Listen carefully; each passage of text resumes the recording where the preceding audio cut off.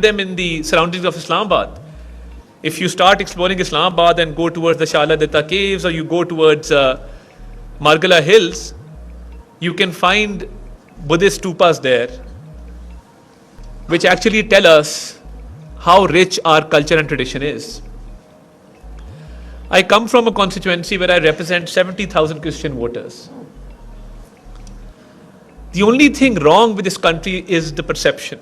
We're a very misunderstood people, and there are so many misconceptions about us. I grew up in the United Arab Emirates, and when I went to school, we were perhaps only 4 or 5 Pakistanis in that particular class. And I used to tell my friends from the world over that seeing is believing. We aren't what the media tells you.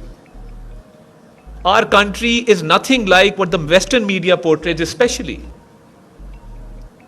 We're a peaceful people, we're a peace-loving people, we're friendly people, and our hospitality is known the world over. As you rightly said, that when people leave Pakistan, they cry. That's how it is. That's what we've learned over the generations and over the period of time. That hospitality is our forte. And as far as peaceful coexistence is concerned, even in our international relations, we've been very consistent. We've been good allies. And we've not left anyone until and unless we have been left by them. So, as a people, I think we need to put across the message of tolerance, of peace, of harmony through our culture. We need to open up to the world. We need to tell the world what we're about and what we mean. And as I said, we have so much to tell the world in terms of our indigenous people, for example. Starting from the indigenous people of Gilgit-Baltistan, high up in the north, going to the Thal deserts down south. We've been blessed with a landscape which has all seasons, which has all terrain. The only problem with us is, as I mentioned, the misconception about us. And we started working towards building a positive image. We're inviting the world to come to Pakistan. We've seen an increase in the number of tourists that come to Pakistan, especially up north. And every delegation, because we've had so many foreign delegations coming to Pakistan, we were privileged enough to host the Shanghai Cooperation Organization Summit, and a summit of this stature after almost 27 years. People who come to Pakistan,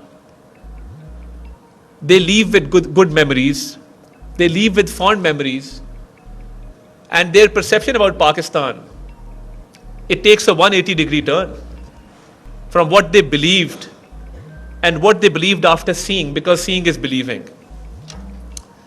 And as I mentioned, I represent 70,000 Christian voters. So every Sunday, when I attend a mass or I'm there discussing several issues, there also lies, as far as religious harmony is concerned, there also lies the problem of misconceptions and misunderstandings. Because someone who preaches violence, someone who preaches intolerance, someone who preaches that we should quarrel with each other is not a friend. We must know the difference between friend and foe. Because our religion does not teach us intolerance. And when I was contesting the elections, I went into these thickly populated Christian localities, and I could sense fear in the eyes of the people. And I said, you know what? I'm going to conduct an open mic. I'm going to sit here in the middle of the intersection for 3 hours, and I want you to come up to me and ask me any question that you want.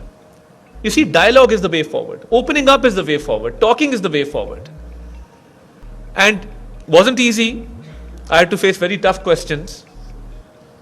But through reasoning, through logic, and by addressing the core issues, I was able to gain their trust. So, building a positive image, eradicating misconceptions, always happens through dialogue. There is no problem in the world that you cannot solve without dialogue. Dialogue is the key to every problem. Dialogue has solutions in everything. And when we talk about our diversity here in Pakistan and the diverse people that coexist in Pakistan, I think we need to bring in an air of positivity. And as the government, we're totally committed towards this cause. And I often tell not only government officials, but people we meet in the private sector to be ambassadors of Pakistan, to carry a good message of Pakistan. Because so many diverse cultures, so many diverse languages, so many diverse backgrounds, and so many indigenous people that still exist in Pakistan. And these indigenous people, we are trying our best to revive the dying arts that they practice. In the area of Gilgit-Baltistan, there is a art through which they do certain calculations according to the sun. It's called Surya something, which we are trying to revive now. And we are investing towards that. And I would also like to express my gratitude to all our partners, especially the Aga Khan Development Network, which has done such wonderful work for the indigenous people in all these areas. So when I say as the government, we stand committed,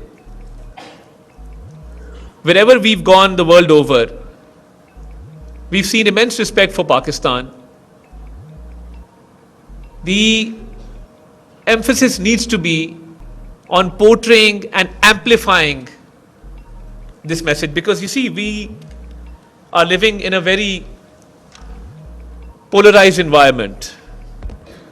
There are regional conflicts, there are global conflicts, and polarization is the order of the day.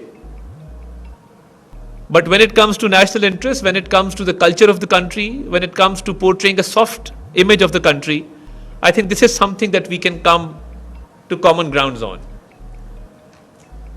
There's a lot that has been done. There's a lot that can be done. And we fully stand committed towards this cause. And I would like to give a message to the people of the world that Pakistan is a peaceful place. Pakistan is a beautiful place. And if you come to Pakistan, you will witness that how misconceived and how misunderstood we are the world over. So we're making an all-out effort in order to promote not only our diversity, but our harmony within and outside Pakistan, to give a positive message and to tell the world that, we have such good stories to tell. As far as our heritage sites are concerned, we need to do more. After the 18th Amendment, a lot of these heritage sites have gone to the provinces, and I, as the Minister for Culture and National Heritage, I formed a task force where we are coordinating with the provinces so that there are no gaps.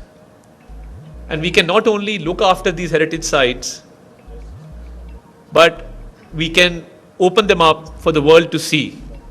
We're also working on a virtual museum, a virtual tour of these places. A website is being made in this regard. We're making a portal, a digital portal, so people can, by the click of a button, access these places and see who we are and what we are as Pakistanis. I thank you. I've taken a lot of your time. I just wanted to put out these few words as the Minister for Culture. And I think we have a very bright future as far as our diversification, our culture is concerned, our traditions are concerned. The world just needs to come here and see these diverse cultures and traditions that we practice in Pakistan. Thank you very much. Pakistan Zindabad.